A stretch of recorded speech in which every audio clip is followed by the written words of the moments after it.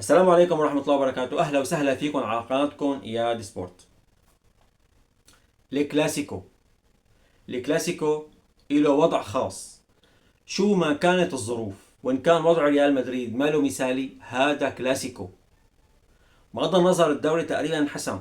برشلونة يكفي التعادل بياخذ الدوري بكرة. متى ما أخذ تعادل، متى ما خلصت المباراة تعادل، انتهى الدوري لصالحه رسميا. لكن كل شيء كوم، والكلاسيكو كوم تاني.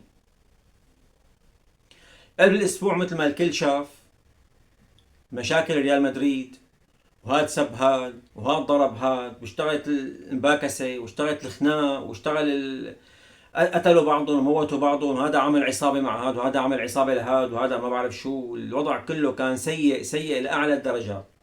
لكن بس تقول انت كلاسيكو الارض، معناتها هون في عنا شيء نحن لازم نتابعه. الوضع صعب على برشلونه ونفس الوقت صعب على ريال مدريد. هلا هو جزء اللي انت ليش صعب على برشلونه؟ صعب على برشلونه لانه برشلونه حاطط بباله هالتحدي انه لازم اربح الريال مشان اربح بالدوري لاول مره بالتاريخ بمواجهه بيني وبين ريال مدريد. وريال مدريد ملاقيها هي الشغله الصعبه بحقه، ما له مستسهله، ملاقيها صعبه بحقه. انا شلون بدي اخسر بكره اذا فاز علي برشلونه اخذ الدوري؟ يعني الانتصار حيكون بملعب الكامب نو، واخذ دوري وعلينا نحن وخسرنا وما بعرف شو.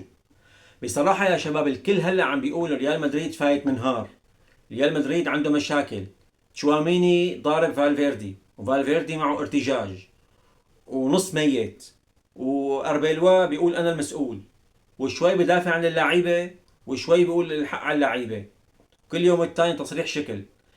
كل هذا كوم، وبس يدخل على المباراة بالكلاسيكو كوم تاني.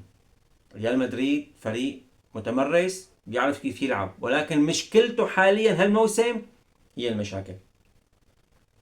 بس المشاكل بالكلاسيكو ما بتوقع تكون موجودة.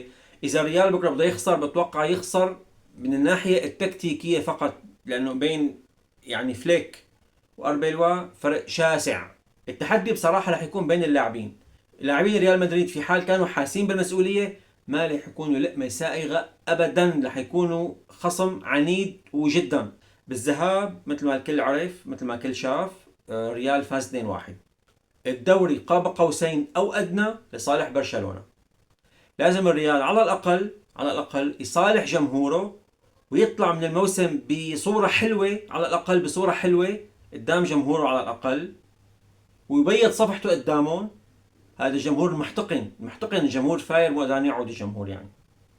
لازم يبيض صفحته قدامهم على الأقل، ويطلع على الأقل بفوز. يعني فوز ضئيل، لو ضئيل يعني، لو ضئيل، لو فوز بدون مستوى. هلا مستوى أنا قايمة من إيدي، ما في مستوى أكيد يعني، بس على الأقل 3 نقاط يعني.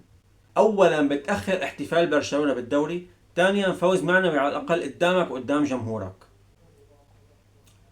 الأفضلية بهي المباراة قولا واحدا لبرشلونة لعدة أسباب. السبب الأول مرتاح، عودة رافينيا عم يلعب بأرضه وبده نقطة واحدة لياخذ الدوري.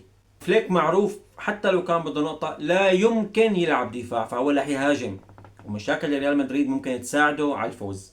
بالنهاية يا شباب أنا متوقع بكرة الريال يعمل مفاجأة ويفوز على برشلونة 2-1. نلتقي على خير، السلام عليكم.